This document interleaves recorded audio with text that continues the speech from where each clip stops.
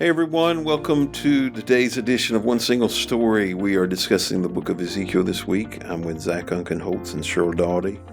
And we're in Ezekiel 8 today. That would have been your reading. And it begins talking about this idol that they're worshiping, and, this vision that he has of it. But when you get down to verse 6, he says, Son of man, he said, do you see what they are doing? Do you see the detestable sins the people of Israel are committing to drive me from my temple? But come, and you will see even more detestable sins than these. Then he brought me to the door of the temple courtyard where I could see a hole in the wall. He said to me, Now, son of man, dig into the wall. So I dug into the wall and found a hidden doorway.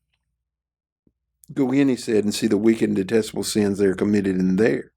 So I went in and saw the walls covered with engravings of all kinds of crawling animals and detestable creatures. I also saw the various idols worshipped by the people of Israel. 70 leaders of Israel were standing there with Jazaniah, son of Shaphan, in the center. Each of them held an incense burner from which a cloud of incense rose above their heads. So there was a big idol that everybody could see that they were worshiping, but there was this secret place, so he digs in the wall and he goes in, finds this secret doorway, and they're in there, and there's all kinds of secret hidden idols.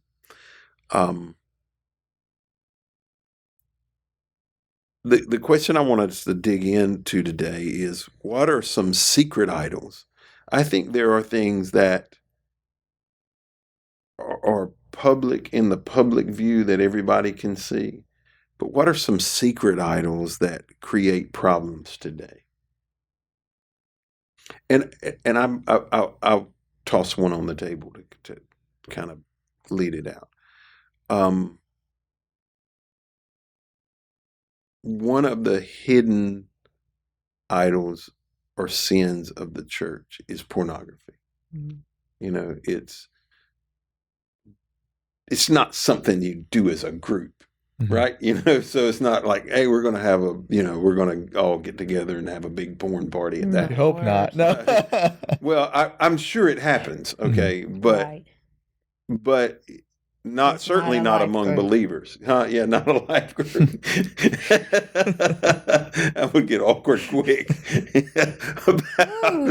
about 10 seconds in, because I don't think it takes them a long time. But it was... Yeah, go ahead. Can you... Well, I mean, we're laughing. But can you imagine walking in? I will say one of the most awkward moments I've ever had in my life was being on an airplane, and the person one row of front across the aisle from me was watching porn on their computer. And not so secret sin. Yeah. No. Yeah. But so anybody can see it. But yeah. I was thinking, golly, what if a kid comes down the aisle? Yeah, gosh. What's terrible. the person beside them thinking, Yeah. But for the most part, that's not something that's normal.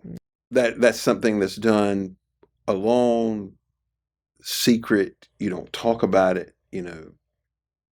What are some others? I mean, one of the things that comes to my mind is probably gossip. Mm-hmm. Because that's not something that's typically going to happen in a really big group, but it can be so divisive. Mm-hmm. That, it's like normally between one or two people, and then it travels to the next set of people, and, right?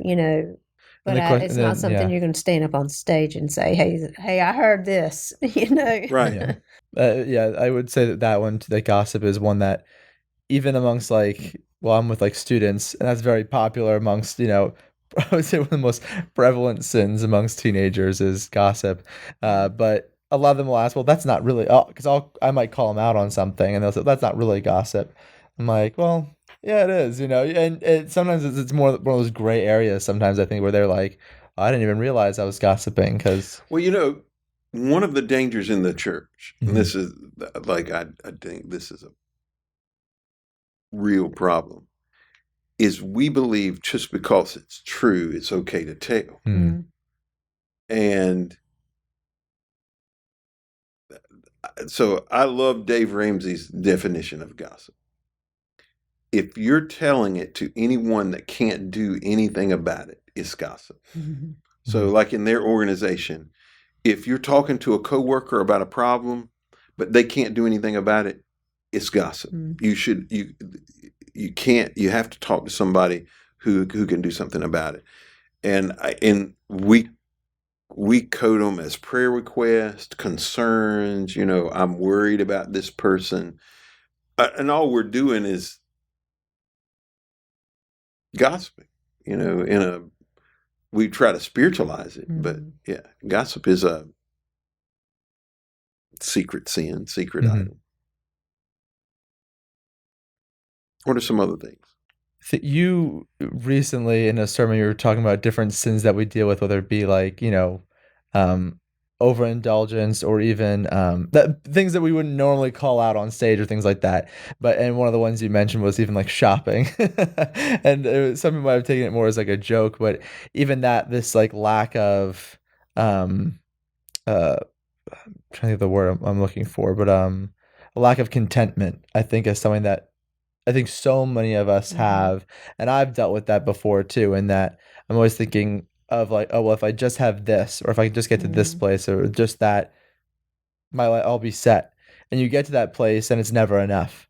Last year, Steve, you gave us a book called "Stillness is the Key," and it's the book I'm currently reading right now. And there's a few chapters that talk about that specifically, and how that you will never have enough. If you're always looking, you just gotta get to a point where you can just say enough.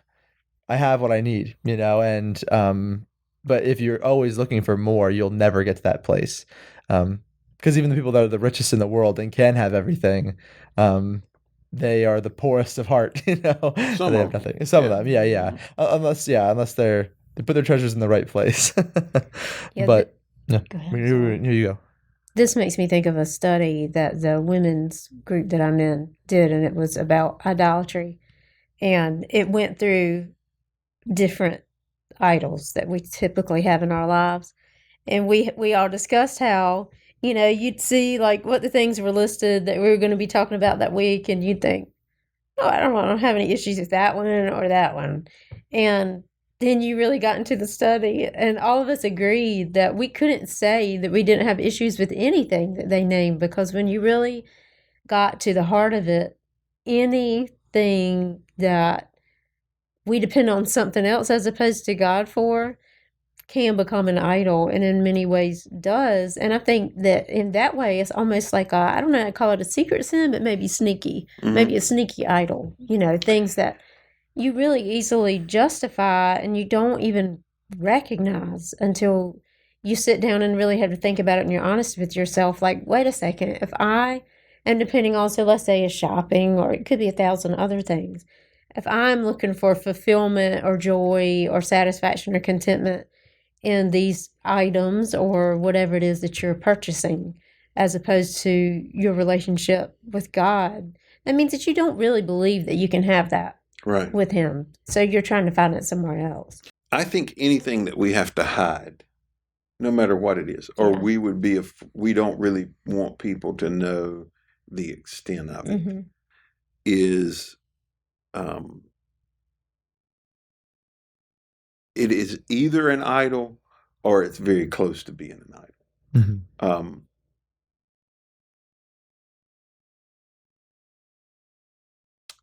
There's I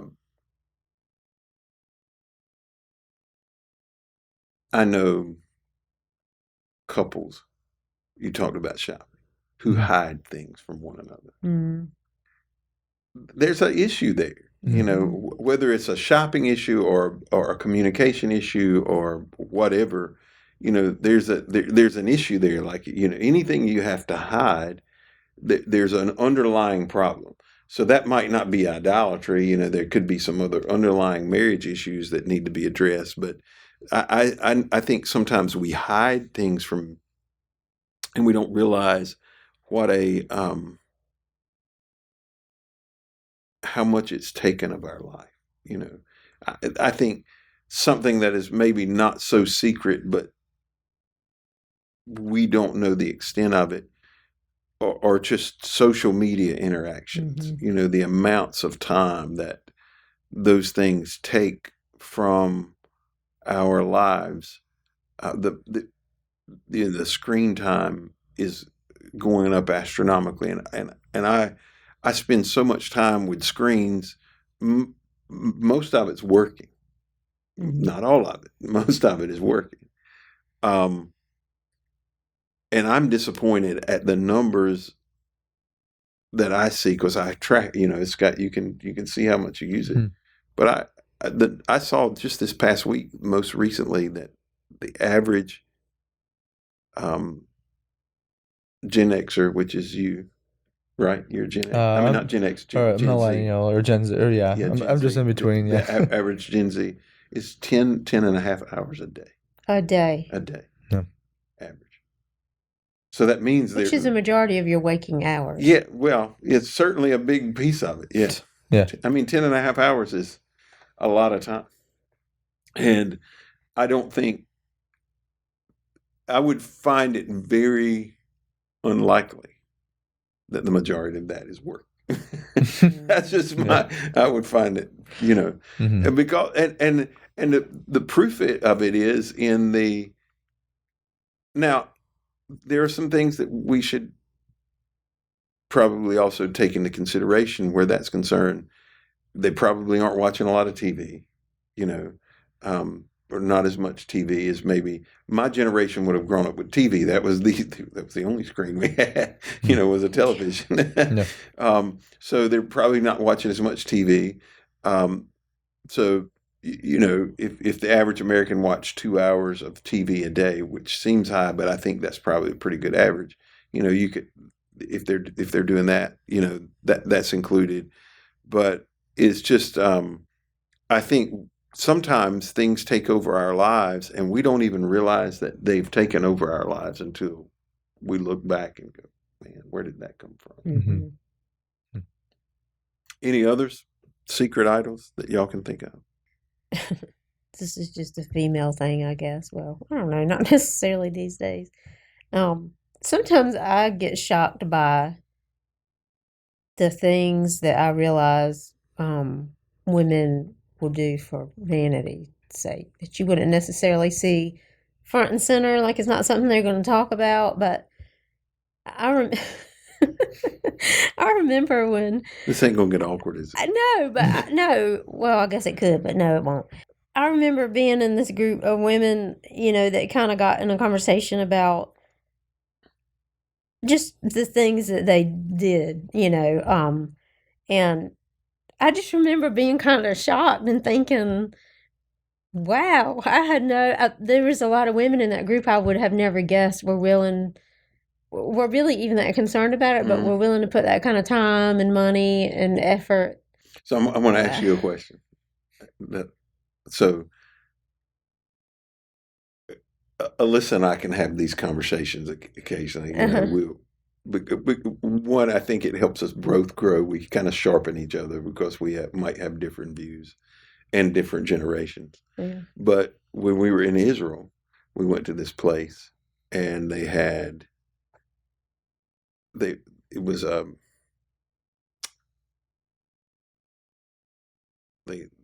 they pressed olives, but they turned the whole olive into something. Zach, you went with us.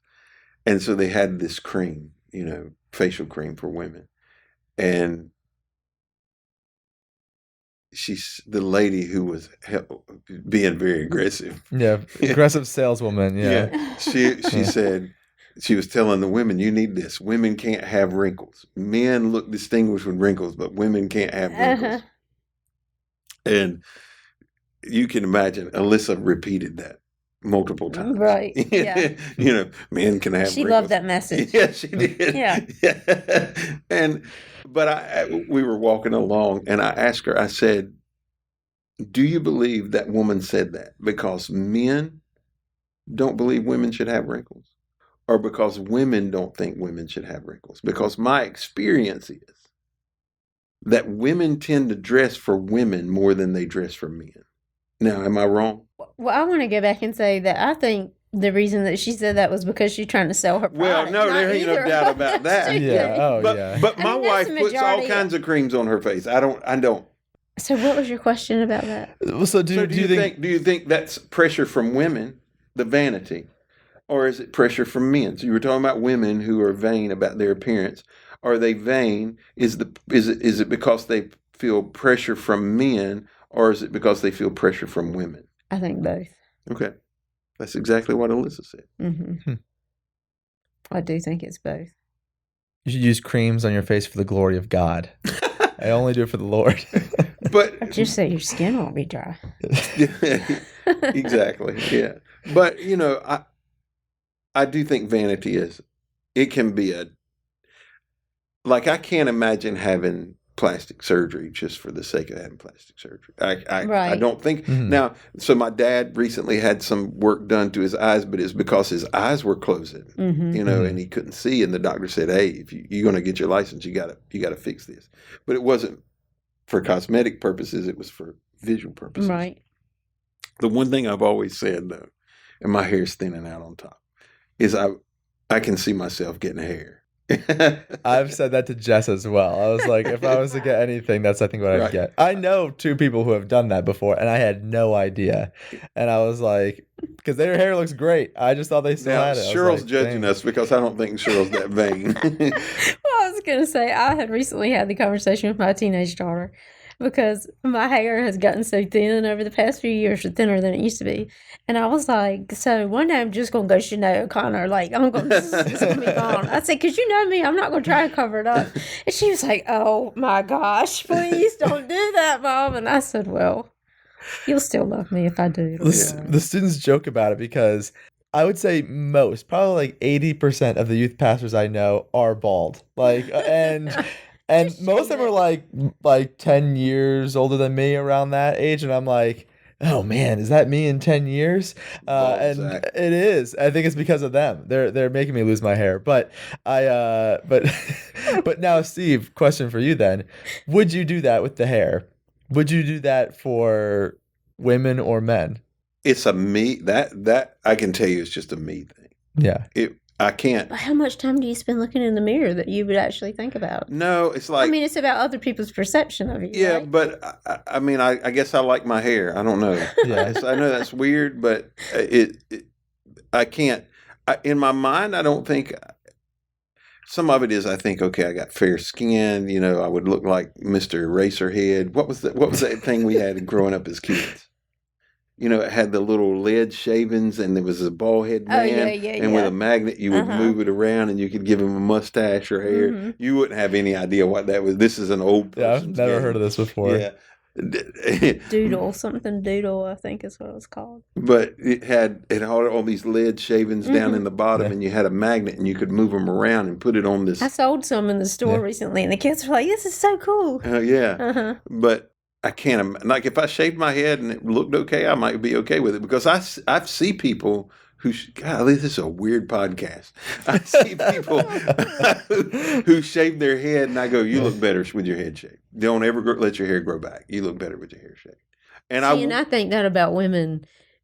This is just me who dye their hair. I think it looks better left alone. Yeah. I think it's unattractive to me when people look like they've tried too hard.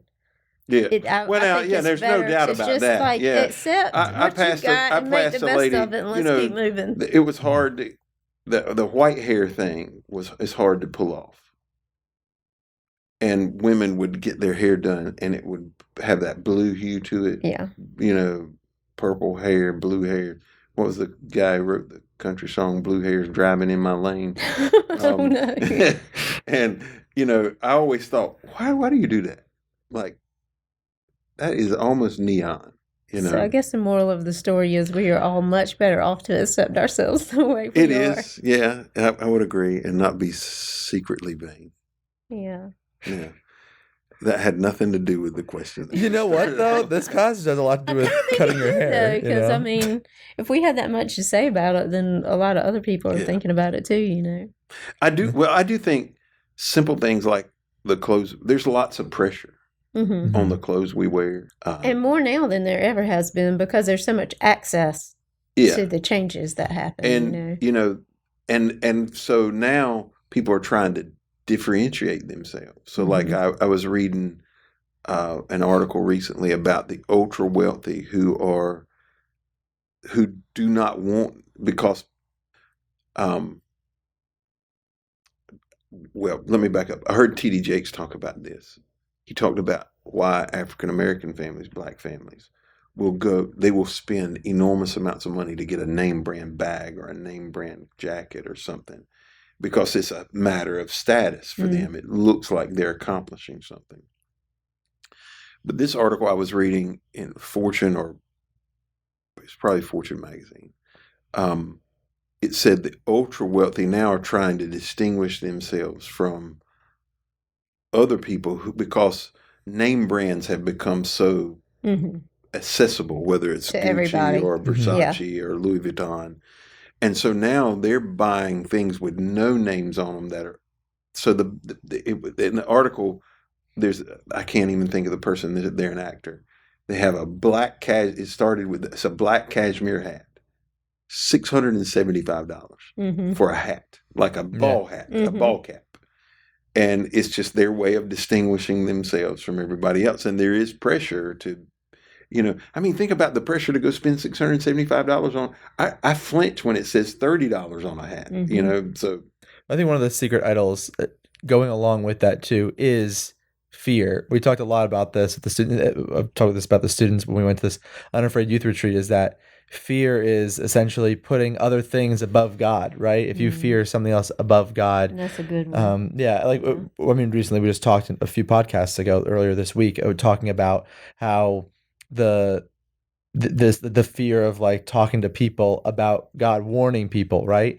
What do you fear, that how people see you over how God sees you, and again with the status or your looks or things like that, all those things, we have all these fears about how people perceive us, how we look. Are they going to think less of us because of this? And all those things, we're just putting all those things above God. And I think those it's a type of sin that we don't consider. We don't even think about it. But all the time we're putting other things above God. And I think that is a secret sin that I think has to be brought to the light. Well, this went a little bit longer than planned, but we're glad that you joined us today. Hope you'll be back tomorrow. We got 2 more days. No telling what we might talk about. We might even throw some fashion tips in on you. Maybe we'll shave our heads before the next one. I don't know. No, we won't. We will We'll not. just do it live. There we go. I had my head shaved one time. Did you? As a pastor, I told the church if we could get to a certain Yeah. number on a particular Sunday, I'd let them shave my head. Thank you for joining us today. Hope you'll be back tomorrow as we continue our conversation in the book of Ezekiel.